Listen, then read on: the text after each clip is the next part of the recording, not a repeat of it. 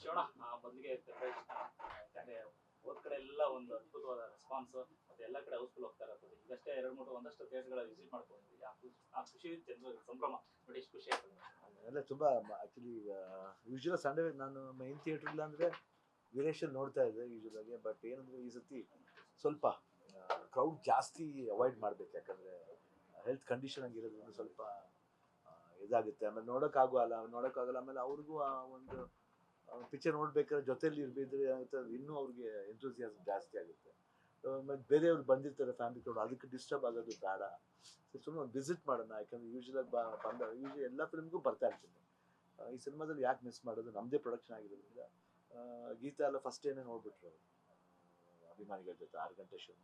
So ನಾವು ಇವತ್ತು ವೀರೇಶ್ ಸುಮ್ಮನೆ, ವೀರೇಶ್ ನಮ್ಗೆ ಯಾವಾಗಲೂ ನಾನು ಮೈನ್ ಥಿಯೇಟ್ರಿಗೆ ಹೋದರೆ ಈ ಕಡೆ ಸೈಡ್ಲಿ ಒಂದು 2-3 ಥಿಯೇಟ್ರ್ ಯೂಶ್ವಲ್ ವಿಸಿಟ್ ಮಾಡಿದ್ದು. ವೀರೇಶ್ ಅಂತೂ ಯಾವಾಗಲೂ ಎವರ್ ಫೇವ್ರೇಟ್, ಯಾವಾಗ ಬಂದ್ವಿ ಬರ್ತಾ ಇರ್ತೀವಿ. ಇರೋದು ಬಂದರೆ ಒಂದು ಪಾಸಿಟಿವ್ ವೈಬ್ ಇದೆ. ಆಮೇಲೆ ಈಗ ಚಂದ್ರ ಅಂಕಲ್ ಅಷ್ಟೇ, ನಮಗೆ ಅವರು ಫಸ್ಟ್ ನಮಗೆ ಆಲ್ಮೋಸ್ಟ್ ಎಲ್ಲ ಫಸ್ಟ್ ಸಿನಿಮಾಯಿಂದ ನಾವು ಗೊತ್ತವರು. ಅದರಿಂದ ಒಂದು ಆತ್ಮೀಯತೆ, ಒಂದು ಫ್ಯಾಮಿಲಿ ಅಂತ ಒಂದು ಫೀಲ್ ಆಗುತ್ತೆ, ಒಂದು ಬಾಂಡೇಜ್ ಇರುತ್ತೆ. ಅವ್ರು ನೋಡ್ತಾ ಇದ್ರೇ ನಮಗೆ ಒಂದು ಖುಷಿ ಆಗುತ್ತೆ. ಆಮೇಲೆ ಇಲ್ಲಿ ಬಂದಿದ್ದ ಮೇಲೆ ಇವತ್ತು ಇಷ್ಟು ಮಟ್ಟಿಗೆ ಬಯಲು ನನಗೆಲ್ಲ ಹೋಗ್ತಾ ಇರೋದು ನಮಗೆ ಭಾಳ ಖುಷಿಯಾಗಿದೆ. ಅದು ಗೀತಾ ಪಿಕ್ಚರ್ಸ್ಲಿ November 15th ಅದು ಜನ್ಮದ ಜೋಡಿ ಡೇಟ್. ಅದು 96ರಲ್ಲಿ ಅಲ್ಲಿ ನಮ್ಮ ತಾಯಿ ಡೈರೆಕ್ಟ್ ಮಾಡಿದ್ರು, ಪ್ರೊಡ್ಯೂಸ್ ಮಾಡಿದ್ರು. ಇದು ನಾನು ಹೆಂಡತಿ ಡೈರೆಕ್ಟ್ ಮಾಡಿದ್ರು. ಸೊ ಇಬ್ಬರು ಶಕ್ತಿಗಳು, ಆ ಶಕ್ತಿಗಳು ಮಾಡಿದಾಗ ಯಾವಾಗಲೂ ಸಿನಿಮಾಗಳು ಚೆನ್ನಾಗಿ ಹೋಗೋ ಸಹಜ. ಅಲ್ಲಿ ನಾಗಭರಣ ಡೈರೆಕ್ಟ್ ಮಾಡಿದ್ರೆ, ಇಲ್ಲಿ ನರ್ತನ ಡೈರೆಕ್ಟ್ ಮಾಡಿದೆ, ಎಲ್ಲ ಎಣ್ಣೆ.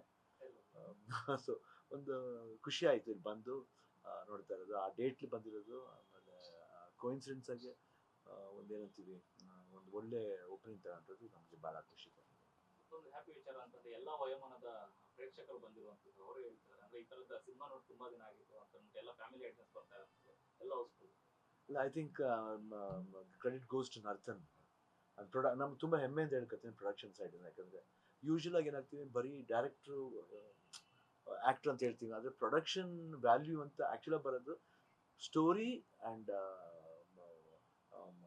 ಕತೆಗೆ ತಕ್ಕಂತೆ ಒದಿಸ್ಕೊಡೋದಿಲ್ಲ. ಆ ಪ್ರೊಡಕ್ಷನ್ ಸೈಡಿಂದ ಗೀತಾ ಮಾಡೋದು ನಮಗೆ ಭಾಳ ಹೆಮ್ಮೆ ಅನಿಸುತ್ತೆ ಆ್ಯಂಡ್ ಖುಷಿ ಆಗುತ್ತೆ. ಪ್ರೊಡಕ್ಷನ್ ಸೈಡ್ ಇವತ್ತು ಪ್ರೊಡಕ್ಷನ್ ಬಗ್ಗೆ ಮಾತಾಡ್ತಾರೆ ಅಂದರೆ ನೋಡಿ ಆ ವ್ಯಾಲ್ಯೂ ಹೆಂಗಿದೆ ಅಂತ, ಅದು ನಮಗೆ ಒಂದು ಖುಷಿ ಕೊಡ್ತೇವೆ.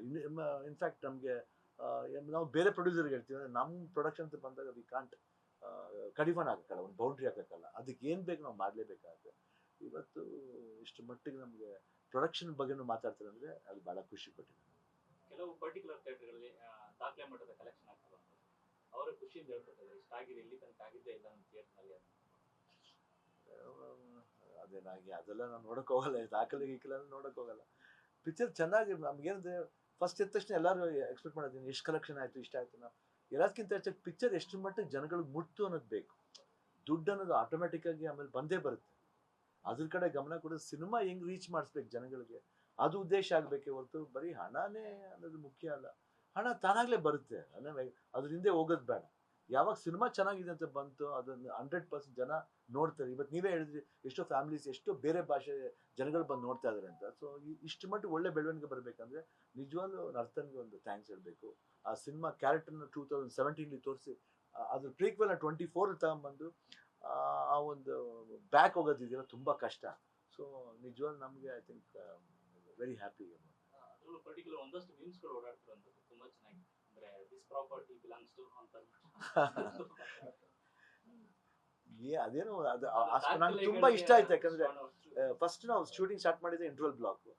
ಐ ಥಿಂಕ್ ಇಟ್ ವಾಸ್ ನಮ್ಮ ಮಾಡಿದಾಗಲೇ ನಂಗೆ ತುಂಬ ಖುಷಿ ಆಯಿತು. ದಿಲೀಪ್ ಸುಬ್ರಾಯನ್ ಮಾಸ್ಟ್ರು, ನಾವು ಕ್ಯಾಪ್ಟನ್ ಮಿಲ್ಲರ್ ವರ್ಕ್ ಮಾಡ್ಬೇಕಾದ್ರೆ ನಾನು ಅವ್ರನ್ನ ಡೈರೆಕ್ಟರ್ನ ಅಲ್ಲೇ ಬರೋಕ್ಕೆ ಹೇಳಿದ್ದೆ, ನರ್ತನ ಬಂದು ಮೀಟ್ ಮಾಡಿ ಈ ಮಾಸ್ಟರ್ ಚೆನ್ನಾಗಿದೆ ನೋಡಿ ಅಂತ ಹೇಳಿದಾಗ ಅವ್ರಿಗೆ ಭಾಳ ಖುಷಿಯಾಗಿ ಅಲ್ಲೇ ಅವ್ರ ಕತೆ ಹೇಳಿ ಈ ಬ್ಲಾಗ್ ಮಾಡ್ತೀರಾ ನೀವು ಅಂತ ಹೇಳಿದಾಗ ಅವ್ರು ಭಾಳ ಖುಷಿಯಿಂದ ಬಂದು ಮಾಡಿಕೊಟ್ರು. ತುಂಬಾ ಚೆನ್ನಾಗಿತ್ತು. ಶಿವಣ್ಣ, ಚಂದ್ರು ಸರ್ ಹೇಳ್ತಾ ಇದ್ರು, ಅಂದ್ರೆ 1:30 ಸಿನಿಮಾ ನೋಡಕ್ ಬಂದವರು 4:30ವರೆಗೂ ವೇಟ್ ಮಾಡ್ಬೇಕು. ಬಿಕಾಸ್ ಆಫ್ ಟಿಕೆಟ್ ಅಷ್ಟು ಸೋಲ್ಡ್ ಔಟ್ ಆಗ್ತಿದೆ. 3 ಡೇಸ್ ಕೂಡ 5 ಶೋಸ್ ಕ್ಲೋಸ್ ಆಗ್ತಾರೆ. ಸಿಂಗಲ್ ಸ್ಕ್ರೀನ್ ಥಿಯೇಟರ್ಗಳನ್ನ ಉಳಿಸ್ಕೊಳ್ಳೋ ನಿಟ್ಟಿನಲ್ಲಿ ದೊಡ್ಡ ಮನೆ ಪಾತ್ರ ಬಹಳಷ್ಟಿದೆ. ಸೊ ಇವತ್ತಿಗೆ ಈ ಸಿಂಗಲ್ ಸ್ಕ್ರೀನ್ ಥಿಯೇಟರ್ಗಳು ಉಳ್ಕೊಳ್ತವೆ ಅಂತಂದ್ರೆ ದೊಡ್ಡ ಮನೆ ಸಿನಿಮಾಗಳು ಬರಬೇಕು ಅಂತ ತುಂಬಾ ಹೆಮ್ಮೆಯಿಂದ ಹೇಳ್ತಾ ಇದ್ರು ಚಂದ್ರು ಸರ್. ಇಲ್ಲ, ನಮಗೆ ಹೆಮ್ಮೆ ಏನಂದ್ರೆ ನಮ್ಗೆ ಅಂತ ಅಭಿಮಾನಿಗಳಿದ್ದಾರೆ ಅದ್ರಾಗ. ಇಲ್ಲಾಂದ್ರೆ ಸುಮ್ಮನೆ ನಾವು ಏನೇ ವೆಲ್ ವಿಶಸ್, ಅದು ಏನಂದ್ರೆ ಅಭಿಮಾನ ಅನ್ನೋದು ಏನಂದ್ರೆ ನಾವೆಷ್ಟು ಅಭಿಮಾನ ತೋರಿಸ್ತೀವಿ ಅಷ್ಟು ಅಭಿಮಾನಿ ಅಂದ ತಕ್ಷಣ ನಾವೇನು ಅವ್ರನ್ನ ಸುಮ್ಮನೆ ಬಂದು ಹಾಯ್ ಅಂದ್ಬಿಟ್ಟು ಹೋಗೋದಲ್ಲ.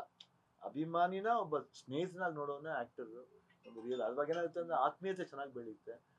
ಕೋಪ ಇರುತ್ತೆ, ಕೋಪ ಮಾಡ್ಕೊಳ್ಳಲ್ಲ ಅಂತಲ್ಲ, ಕೋಪ ಇರುತ್ತೆ. ಯಾಕಂದ್ರೆ ನಾನು ಹಂಗೇನೆ, ಮಾಮೂಲಿ ಮನುಷ್ಯಂತ ನನಗೂ ಕೋಪ ಬರೋ ಸಹಜ ತಾನೆ.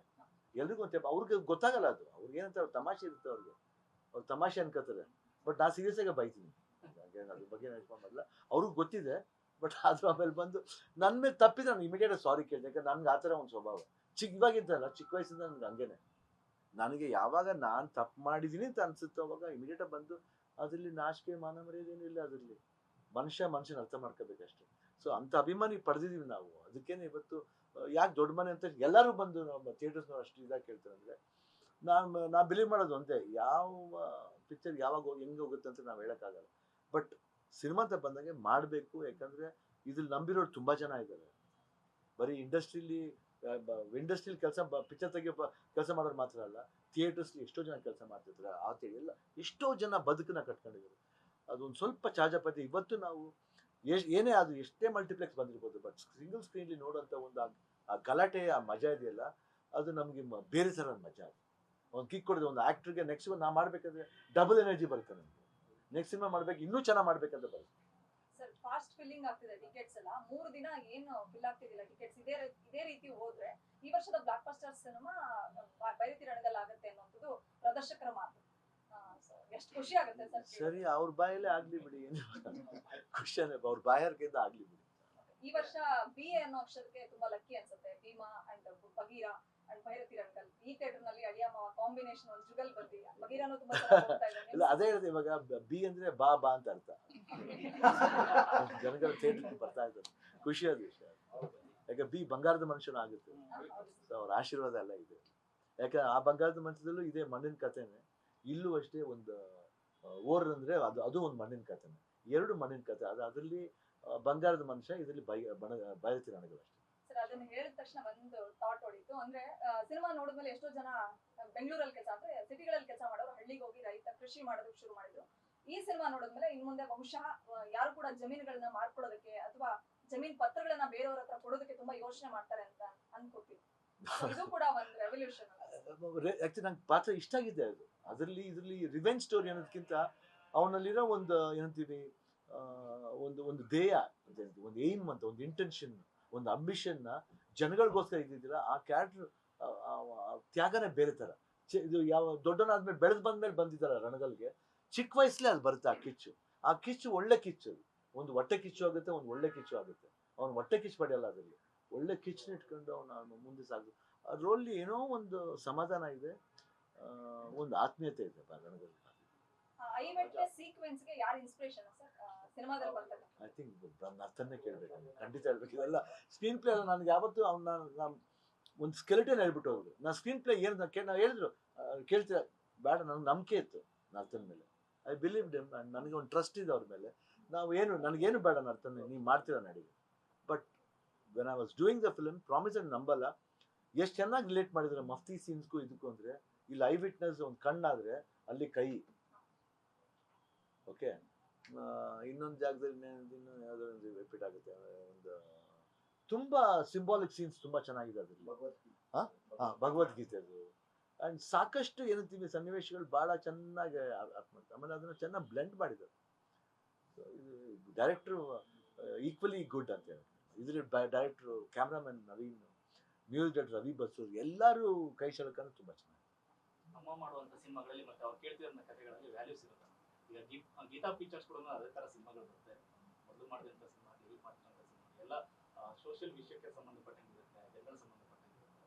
ಸೊ ಆ ವ್ಯಾಲ್ಯೂ ಅದೇ ಶಕ್ತಿ ಅಂತ ಹೇಳಿದ್ಮೇಲೆ ಅದು ಮುಗೀತಲ್ಲ, ಅದರಲ್ಲಿ ಒಂದು ಪವರ್ ಇದೆ ಅದಕ್ಕೇನೆ ಫಸ್ಟ್ ವೇದ ಆಯಿತು, ಇವಾಗ ಭಾರತಿ ರಣಗಲ್ ಆಯಿತು. ನೆಕ್ಸ್ಟ್ ಇವಾಗ ಎ ಫಾರ್ ಆನಂದ್ ಅಂತ ಸಿನಿಮಾ ಆಯ್ತು ನೆಕ್ಸ್ಟ್.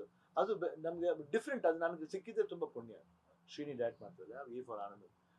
ನನ್ನ first cinema title A for ಅಂತ ಹಾಕಿದ್ದೀವಿ. ಅಲ್ಲಿ ಬಂದು ಸಿನಿಮಾ ನೋಡಿದಾಗ ಎ ಫಾರ್ ಯಾಕೆ ಅಂತ ಗೊತ್ತಾಗುತ್ತೆ. ಅದು next but A for Anand ಅದೊಂದು ಅರ್ಥ ಕೊಡುತ್ತೆ. And it will be a lovable film. ಇವಾಗ ಏನು ನಾವು ಇದು ನೋಡಿದ್ದೀವೋ ಇದೆರಡನ್ನೂ ಹೊರತುಪಡಿಸಿದ್ರೆ ಇದೊಂಥರ ಬೇರೆ ಥರವಾದ ಒಂದು ಏನಂತೀವಿ ಮಕ್ಕಳಿಗೆ ಹಾಗೂ ಎಸ್ಪೆಷಲಿ ದೊಡ್ಡವ್ರಿಗೆ ಎಲ್ಲರಿಗೂ ಇಷ್ಟ ಆಗೋ ಫಿಲ್ಮ್. 22nd. ಡಬ್ಬಿಂಗ್ ಎಲ್ಲ ಮುಗಿದಿದೆ, ಓನ್ಲಿ ಕಂಟೆಂಟ್ಗೋಸ್ಕರ. ಕಂಟೆಂಟ್ ಮೋಸ್ಟ್ಲಿ 21st ಇಲ್ಲ 27th ಆಗುತ್ತೆ. 22nd ಮ್ಯಾಕ್ಸಿಮಮ್ ಟ್ರೈ ಮಾಡ್ತಾ ಇದ್ದೀವಿ, ಯಾಕಂದ್ರೆ ಅಬ್ರಾಡ್ಲಿ ಪ್ರಾಬ್ಲಮ್ ಇಲ್ಲ, ಅಬ್ರಾಡ್ಲಿ ರಿಲೀಸ್ ಮಾಡ್ಬೋದು, ಯಾಕಂದ್ರೆ ಅಲ್ಲಿ ಇದು ಸೆನ್ಸಾರ್ ಬೇಕಾಗಿಲ್ಲ. ಅಲ್ಲಿ ಅಬ್ರಾಡಿಂದನೂ ತೆಲುಗು ತಮಿಳು ರಿಲೀಸ್ ಮಾಡಿ ಅಂತ ತುಂಬಾ ಕೇಳ್ತಾ ಇದ್ದಾರೆ. ಸೊ ಬಹುಶಃ ಐ ಥಿಂಕ್ 22nd ನಾವು ಇದು ಮಾಡ್ತೀವಿ. ಅಲ್ಲಿ ಕನ್ನಡನೂ ತುಂಬಾ ಚೆನ್ನಾಗಿ ತಗೊಂಡಿದೆ US ನೆಕ್ಸ್ಟ್ ವೀಕಿಂದ ಆಲ್ ಓವರ್ ದ ವರ್ಲ್ಡ್ ಬರ್ತದೆ, ಎಲ್ಲ ಕಡೆನೂ ಬರ್ತದೆ. ಜರ್ಮನಿ ರಿಲೀಸ್ ಆಗಿದೆ ಅಂಡ್ UK ರಿಲೀಸ್ ಆಗುತ್ತೆ next week. UK, Canada, everywhere it's release. I think dream entertainers ಅಂತ ಅವರು ರಿಲೀಸ್ ಮಾಡಿದ್ದಾರೆ. ಗ್ಯಾರಂಟಿ ನ್ಯೂಸ್, ಸುದ್ದಿ ಖಚಿತ, ನ್ಯಾಯ ನಿಶ್ಚಿತ.